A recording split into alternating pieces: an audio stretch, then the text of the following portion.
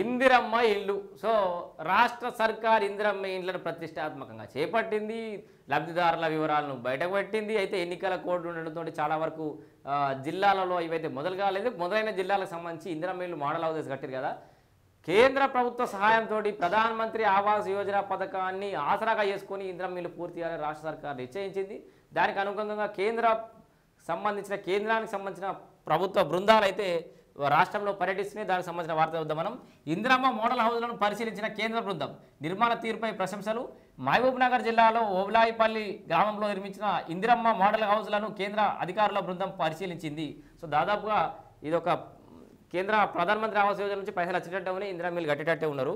So 400 SFTలో Indiramma house నిర్మాణం బాగుందని అధికారులు కితాబిచ్చారు. ఈ సందర్భంగా ఇందిరమ్మ ఇల్లు శాంక్షన్ అయిన లబ్ధిదారులతో కేంద్ర బృందం చర్చించిందని హౌసింగ్ అధికారులు చెప్తున్నారు. రాష్ట్ర ప్రభుత్వం నిర్మించనున్న ఇందిరమ్మ ఇండ్ల స్కీమ్లో రూరల్ అర్బన్ ప్రాంతాల్లో నిర్మాణానికి PM ఆవాస్ యోజన స్కీమ్ కింద ఇంటి నిర్మాణానికి కేంద్ర ప్రభుత్వం నిధులు అందించనుంది. ఉమ్మడి రాష్ట్రంలో 2006-7లో నిర్మించిన ఇందిరమ్మ ఇళ్లను కూడా బృందం సభ్యులు పరిశీలించి అందులో ఉంటున్న పబ్లిక్తో ఇంటరాక్ట్ అయ్యారు. 18 ఏళ్ల కింద తర్వాత కూడా ఇండ్లు బాగున్నాయని కేంద్ర బృందానికి పబ్లిక్ తెలిపారు. అదేవిధంగా రంగారెడ్డి జిల్లా కడతాల్, ఆమన్గల్ మండలాల్లో కూడా మోడల్ హౌస్ నిర్మాణాలను కేంద్ర బృందం అయితే పరిశీలించింది. సో కేంద్ర బృందం పరిశీలించింది.